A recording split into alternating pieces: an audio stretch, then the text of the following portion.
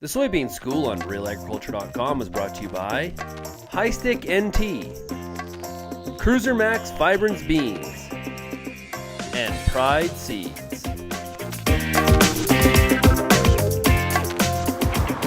This is Ken Curra with Pride Seeds. Just wanted to look back at the soybean harvest here in Ontario, and my region is about 90% complete. Overall, a pretty good news story in the soybean harvest for most producers. The severely drought-stricken areas from the June-July drought, yields were down in the average, below average range. But for the most part, August rains make grain in the soybean business, and we got August rains in the province, and by and large the soybean yields have been pretty good. The areas that got rains throughout the summer, combined with early planting and ideal conditions the rest of the way, no disease pressure in August, really made for some incredible soybean yields. So we've heard everything basically from 20 to 80 bushels in terms of whole field yield averages. Overall though, it's a very positive story given the high stress that we went through early on. Soybeans are an interesting animal in terms of a crop plant. They can withstand a lot of drought in June and July. As long as we get August rains, they've proven the last 2 years with that rain they can make a lot of beans and make a lot of yield for their producers.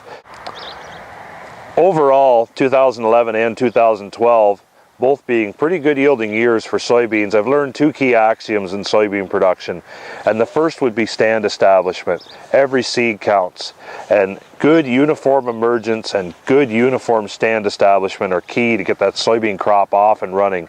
Seed treatments and inoculants in combination with top soybean genetics to get that crop started and lay a good foundation for yield, that's the first key to getting a soybean crop off to a good start in my books.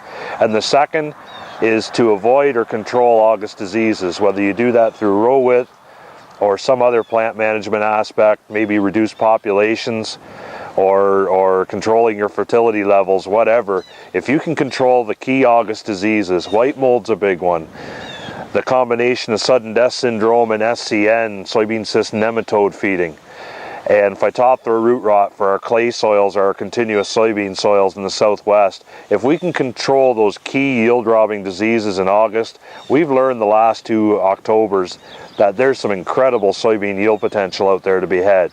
Hearing whole field yields of 70 and 80 bushels from the areas that got good rains this year is just astounding. So really exciting actually. You know, we've talked a lot in the last 5 or 6 years about corn yields and how they keep going up and up.